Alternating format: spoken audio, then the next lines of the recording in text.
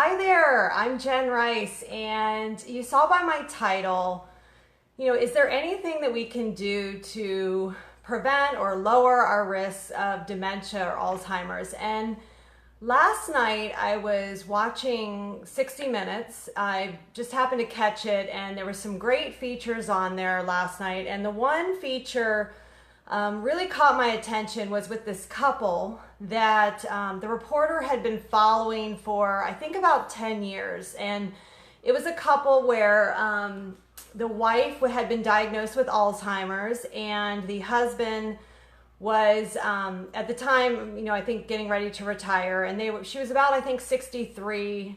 I think I want to say 63 years old or 57. I don't remember how far back it went. But at any rate, they followed her.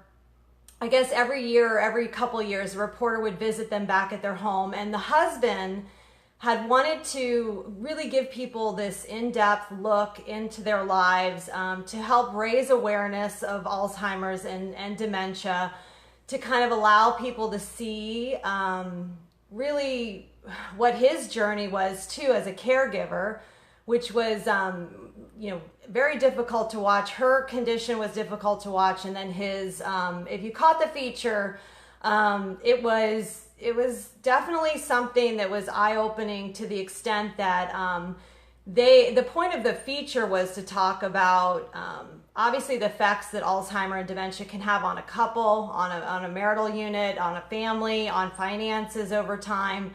But also the fact about advanced directives, living wills, this kind of thing, that was part of it, because they hadn't really necessarily discussed her, her desires should she become in the condition that she ultimately ended up in.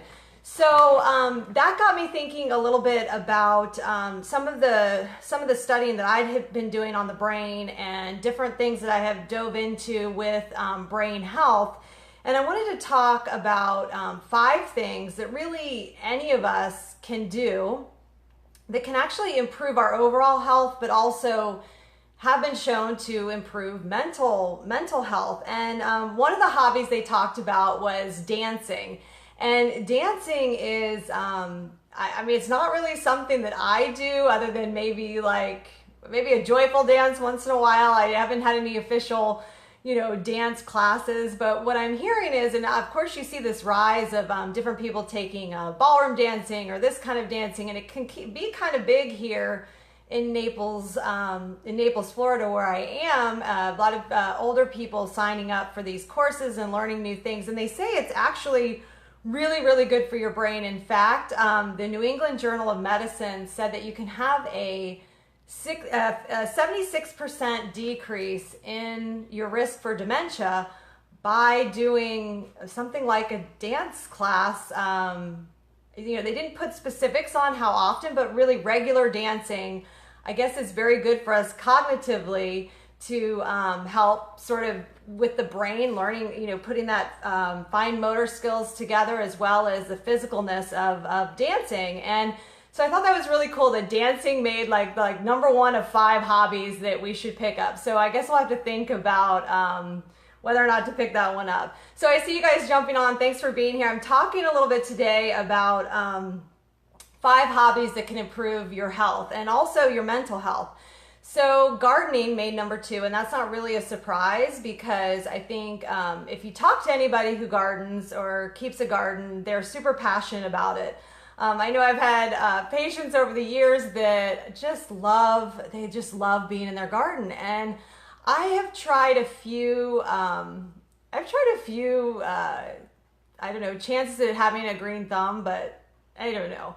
I think Dennis does better than I do. He was successfully able to finally grow a snowbird lime tree for us that produced some little limes last year. And then he's just much more patient. I think that gardening takes a little bit more patience than maybe I have sometimes. But basically they were saying that gardening in general can reduce your risk of heart attack and stroke. And it is somewhat physical, pulling, bending, stretching.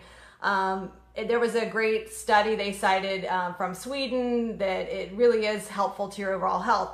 The third one is writing. So if you're not a writer, or you don't feel like you're a writer, or you don't have any interest in writing, that's okay. It doesn't have to be anything anyone ever sees, but writing can actually increase your memory. It can help decrease your stress. It can improve your sleep patterns. So journaling, writing in any fashion. Of course, we've seen the rise of blogs, which is actually a great way to socially interact with other people that may have common interests as you do.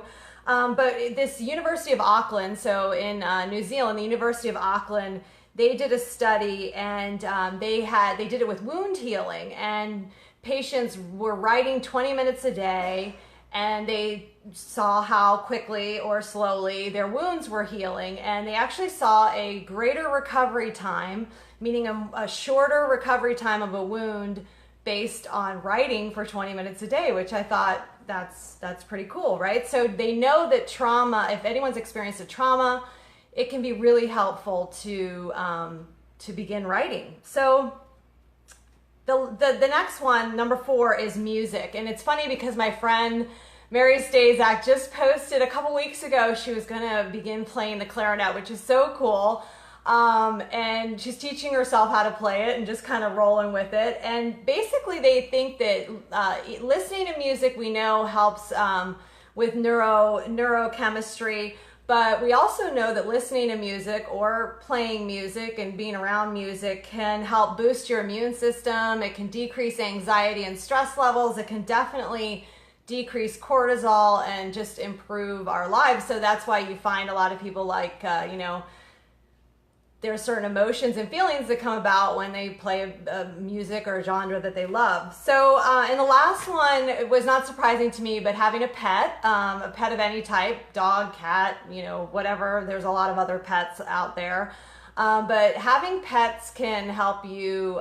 It's a hobby because there's usually some kind of care involved with them. They don't usually take care of themselves necessarily. And that can also help with decreasing feelings of loneliness. It can help even with blood pressure, cholesterol, triglycerides, lowering those things. And they're not sure if that connection with the lowering of the blood pressure and some of the lab work has to do with maybe you have to be more mobile when you have a pet, like maybe you're walking the dog, but certainly they're seeing that people tend to be healthier having a pet of some type. But at any rate, if any of these 5 things aren't really on your radar, there's certainly a lot of other hobbies, and finding a new hobby that you love is, some people do scrapbooking, some people do there's all kinds of art, of course, and I didn't mention that, but that would obviously go in here, but some kind of hobby that is just a way for you to sort of be in that space where it's just yours. And I think this is a really great article. And on the heels of watching that 60 Minutes last night on that couple, it was, there are things that we can do. Dementia, Alzheimer's, there are many things that we can do to try to at least either halt the progression, slow it down a bit, start working our brain in different ways.